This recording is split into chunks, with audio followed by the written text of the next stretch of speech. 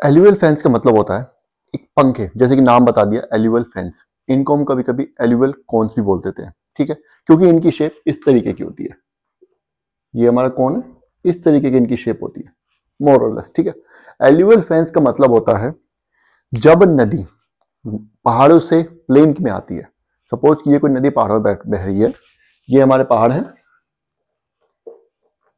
यहां से एक नदी बह रही आ रही है, यहां पे प्लेन आ गए, ठीक है, यहां पे नदी आई, तो इसका स्लोप ग्रेडियंट जो एकदम से कम हो जाएगा, नदी का स्लोप ग्रेडियंट एकदम से कम हो गया। जब स्लोप ग्रेडियंट कम हो जाएगा तो क्या होगा, नदी की स्पीड भी कम हो जाएगी।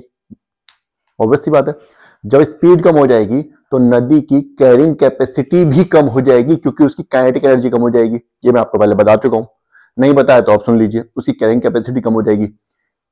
Which type of carrying capacity, किस चीज में कैरिंग कैपेसिटी सेडिमेंट्स को कैरी करने की कैपेसिटी। जो उसने इरोजन किया था, ऊपर से जो पत्थर मिट्टी कंकड़ जो लाई थी, वो सब जब यहां आएगी तो वो उसको भारी लगने लगेंगे। तो क्या करेगी वो, सबसे पहले क्या करती है, इसकी स्पीड कम होती है, तो जो सबसे भारी पत्थर जो उड़का के लाती है वो यहां पर गिरा देती है। यहां तक तो पत्थर उड़का के ला रही थी, सेडिमेंट्स भी ला रही थी, बहुत छोटे सेडिमेंट्स भी ला रही थी, मीडियम साइज की भी ला रही थी, बड़े साइज की भी ला रही थी।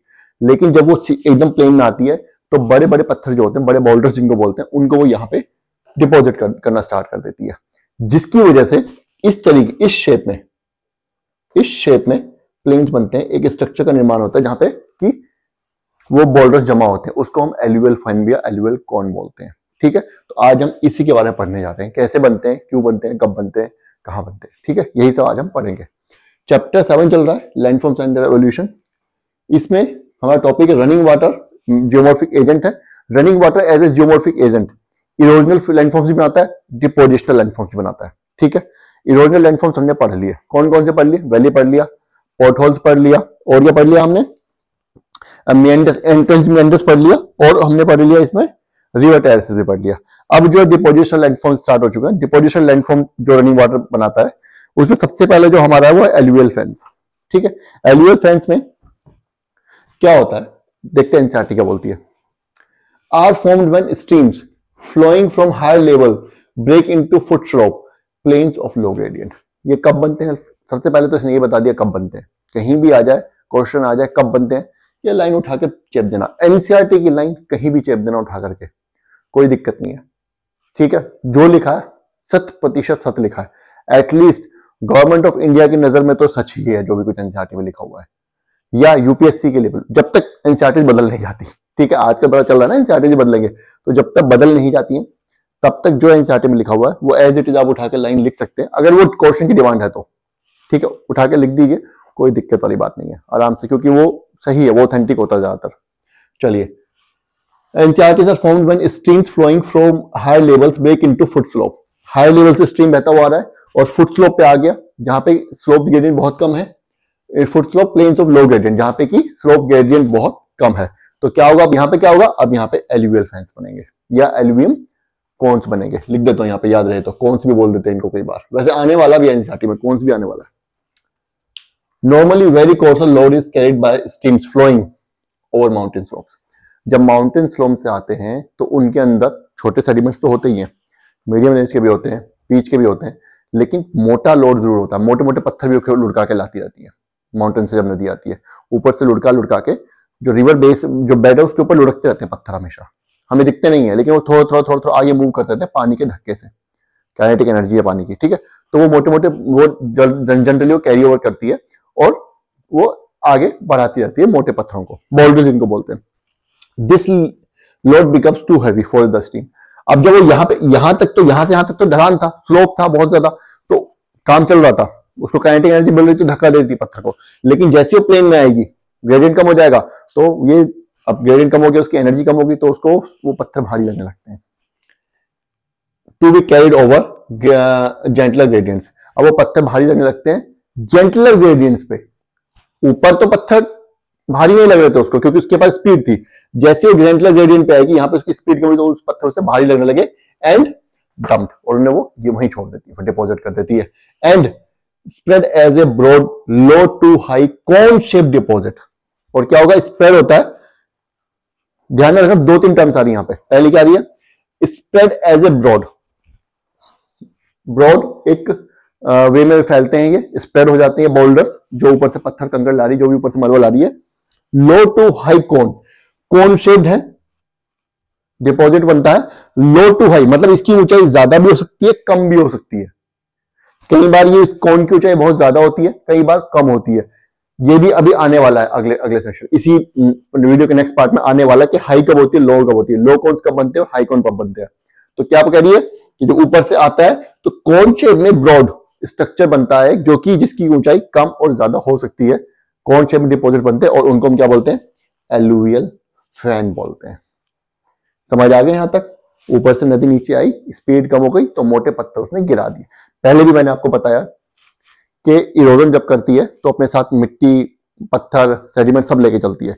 जैसे उसकी स्पीड कम होगी तो सबसे पहले मोटे पत्थर गिराएगी, फिर आगे चलेगी, इसकी स्पीड और कम होगी तो फिर जो सेकंड नंबर के जो मोटे होते हैं, बड़े पत्थर होते हैं बचे हैं, उनको गिराएगी। ऐसे चलते चलते जो नदी का एंड आ जाता है तो वहां तक फाइन सेडिमेंट्स ही बनते हैं, बचते हैं, तो वो एंड में फाइन सेडिमेंट्स को भी डिपॉजिट कर देती है, क्योंकि उसकी कैरिंग कैपेसिटी बिल्कुल खत्म हो जाती है स्पीड कम होने की वजह से।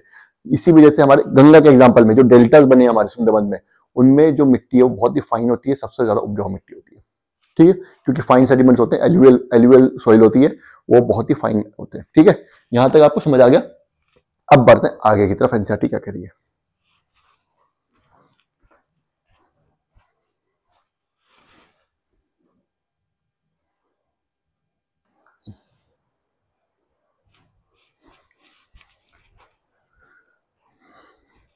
चलिए, एल्यूवियल फेंस कैसे बनते हैं हमने पढ़ लिया। बड़े बड़े पत्थर जब नदी पहाड़ से नीचे उतरती है, प्लेन में पहली बार आती है, तो जो मोटे मोटे सेडिमेंट्स होते हैं, बड़े बड़े सेडिमेंट्स होते हैं, पत्थर होते हैं, उनको वहीं पे डिपॉजिट करना पड़ता है, उसको स्पीड कम हो जाती है इसलिए। तो हमारे एल्यूवियल फेंस बनते हैं, कहाँ पे बनते हैं, फुट हिल्स पे बनते हैं। ये हमारे पहाड़ है, यहाँ से नदी आ रही है, ये रीजन जो है ये प्लेन का एरिया, इसको हम फुट हिल्स बोलते हैं, पहाड़ों के चरणों में। ठीक है, यहाँ पे बनते हैं, ये भी पता चल गया आपको। अब इनके कैरेक्टरिस्टिक है, क्या कैरेक्टरिस्टिक क्या बता रहा है यहाँ पे। Usually the streams which flow over fens are not confined to their original channels for long. ये कह रहा है कि मान लीजिए ये हमारा इतना बड़ा एल्यूवियल फैन बना हुआ है, ये इतना बड़ा एल्यूवियल फैन बना हुआ है, तो ऊपर से जो स्ट्रीम्स आ रही हैं, एक भी हो सकता है, एक से ज्यादा भी हो सकती है, अलग अलग जगह से भी आ सकती हैं। यहाँ पे कोई यहाँ पे बन रही, कोई यहाँ पे बन रहा है। ठीक है, ये एल्यूवियल फैंस जो है वो एक साथ बहुत सारे पाए जाते हैं, ऐसा नहीं एक ही जगह मिल रहा है, अलग अलग जगह पे मिलते हैं, बहुत सारे मिलते हैं। तो क्या होता है कि जो स्ट्रीम आ रही है वो ऐसा नहीं कि हमेशा यहीं पे बहे, वो अपना रास्ता बदल लेती है। कई बार क्या होगा बताता हूं, and shift their position across the fan forming many channels called distributors. कई बार क्या हो रहा है, ये यहां पे आ रही है तो ये इसका रास्ता भी ये है, लेकिन ऐसा भी हो सकता है थोड़े टाइम बाद इसका रास्ता ये हो जाए और ये यहां से आगे निकल जाए। कई बार ऐसा हो सकता है कि यहां से निकलने लगे। ठीक है ना, तो ये इनको क्या बोलते हैं, इनको डिस्ट्रीब्यूटरी बोलते हैं। कई बार क्या होता है कि मेन रिवर तो बह ही रही है लेकिन साथ में डिस्ट्रीब्यूटरी भी निकल जाती है, ऐसा भी रहता है, इनको हम डिस्ट्रीब्यूटरीज बोलते हैं। ये अपना रास्ता बदलती रहती है। क्यों बदलती रहती है पता है? अरे कभी कभी क्या होता है, यहाँ पे सेडिमेंटेशन ज्यादा हो जाता है, यहाँ पे बहुत ज्यादा पत्थर इकट्ठे हो गए, आगे नदी को बहने की जगह ही नहीं मिल रही है, तो वो घूम के निकल जाएगी। फिर यहाँ पे ज्यादा हो गया तो इधर से निकल जाएगी, और ज्यादा हो गया उधर से निकल जाएगी, जहां उसका रास्ता मिलता रहेगा वैसे वो निकलती जाएगी और इनकी ऊंचाई बढ़ती जाएगी। ठीक है, वो अलग बात है, अभी बताऊंगा कि लो कौन्स बनते हैं, कहीं पे हाई कौन्स बनते हैं, लेकिन कंपैरेटिवली इनकी ऊंचाई बढ़ती चली जाएगी। ये बात आपको समझ आ गया। और ये जो अलग अलग स्ट्रीम्स जो इनसे निकलते हैं उनको हम डिस्ट्रीब्यूटरीज कहते हैं। एक ही नदी से जब बहुत सारे या एक से ज्यादा स्ट्रीम्स अगर निकलने लगते हैं तो उनको हम डिस्ट्रीब्यूटरीज कहते हैं। ये बात आपको समझ आ गई? ठीक है, चलिए आगे देखते हैं क्या बोल रही है। अब मैंने आपको बताया कि लो कौन्स और हाई कौन्स के बारे में। लो एल्यूवियल कौन्स या एल्यूवियल फैंस और हाई एल्यूवियल फैंस, मतलब एक जिनकी हाइट कम है, एक जिनकी हाइट जो है वो ज्यादा है, उनको हाई कौन्स बोलते हैं। लो कौन्स वाले जो है वो कहां बनते हैं, वो बनते हैं वेट एरियाज में, जहां पे पानी बहुत ज्यादा होता है, समझ रहे हैं। और हाई कौन्स बनेंगे एरिड एरियाज में। अब आप कहेंगे तो उल्टा लग रहा है, एरिड एरियाज में तो छोटे कौन्स बनने चाहिए, और जो वेट एरियाज है वहां पे, एरिड मतलब सूखे, ड्राई एरियाज, सेम एरिड, और जो सूखे वहां पे लो बनने चाहिए, ऐसा बोलेंगे? नहीं, ऐसा नहीं होता। इसका रीजन होता है क्यों। Alluvial fans in humid areas show normally low cones. जो ह्यूमिड एरियाज में, वेट एरियाज में जो एल्यूवियल फैंस बनते हैं वहां पे लो कौन्स बनते हैं विद जेंटल स्लोप, जिनका कि स्लोप भी जेंटल होता है। कौन्स तो बन गए लेकिन वो एकदम से खड़े नहीं है, जेंटल हाइट का मतलब स्लोप भी जेंटल ही होगा यार, ऑब्वियस सी बात है। ठीक है, from head to toe, head to toe उनका स्लोप कम ही रहता है, ठीक है। And they appear as high cones, और वो हाईकोन बनते हैं with steep slope in arid and semi areas. क्या, जहां पे एरिड और सेमी एरियाज है वहां पे हाईकोन्स बनेंगे और उनका स्लोप भी ज्यादा होगा। इसका रीजन क्या है? इसका रीजन ये है कि नदी जब पहाड़ से ऊपर आएगी, मैं आपको एग्जांपल देके बता रहा हूं, ह्यूमिड में हमारा एग्जांपल आएगा हिमालयास और एरिड में हमारा एग्जांपल आएगा अरावलीज, ठीक है। तो हिमालयास की हाइट ज्यादा है, जब पहाड़ों की हाइट ज्यादा होगी, ह्यूमिड ज्यादा होगी, इसका मतलब पानी ज्यादा आएगा वहां पे। जब पानी ज्यादा आएगा तो ये यहाँ पे पत्थर उतने इकट्ठे नहीं होने देगा। यहां से पानी आ गया, स्लोप कम हुआ, लेकिन उतना भी कम नहीं हुआ, ये पत्थर इनको भी धक्का देता रहेगा थोड़ा थोड़ा टाइम बाद, थोड़ा थोड़ा कम देगा पर देगा। On the other hand arid areas में क्या होता है कि नदी का जो पानी होता है, पानी कम रहता है उसमें, तो उसकी कैरिंग कैपेसिटी, उसकी धक्का देने की जो उसकी स्पीड है कैरिंग कैपेसिटी और ज्यादा कम होती है, तो वो ज्यादा डिपॉजिट करती है यहाँ पे, इसलिए उनकी ऊंचाई बढ़ जाती है।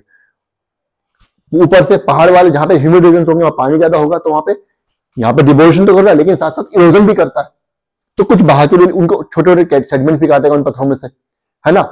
वेट एरियाज में ऐसा, ड्राई एरियाज में ऐसा नहीं होगा, ठीक है। तो आई गेस आपको यहां तक ये समझ आ गया। ये टॉपिक हमारा एलुअल फेंस का टॉपिक है, यहां तक खत्म हो चुका है। नेक्स्ट टॉपिक हम स्टार्ट करेंगे नेक्स्ट वीडियो में। डेल्टा है हमारा नेक्स्ट टॉपिक, ठीक है। तब तक के लिए वीडियो को बार बार देखिए, कुछ अगर समझ नहीं आता कमेंट कर दीजिए और लाइक और सब्सक्राइब तो करना ही है। Thank you.